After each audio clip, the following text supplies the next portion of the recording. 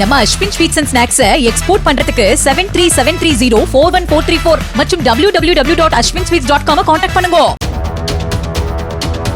சென்னை வள்ளுவர் கோட்டத்தில் நடைபாதையில் வைக்கப்பட்டிருந்த தேநீர் கடையின் விளம்பர பதாகையில் ஏற்பட்ட மின்கசிவால் இன்சூரன்ஸ் நிறுவன ஊழியரான பிரகாஷ் ராஜ் உயிரிழந்த விவகாரத்தில் டீ கடையின் 2 உரிமையாளர்களையும் போலீசார் கைது செய்துள்ளனர்.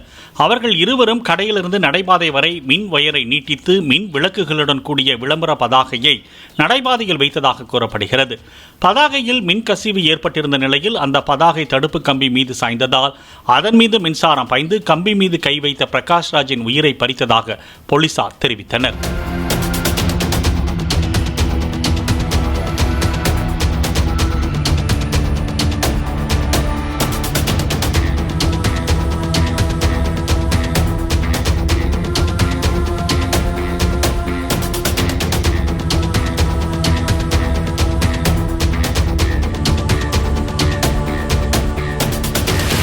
நம்ம Ashwin sweets and snacks export பண்றதுக்கு 7373041434 மற்றும் www.ashwinsweets.com கான்டாக்ட் பண்ணுங்க.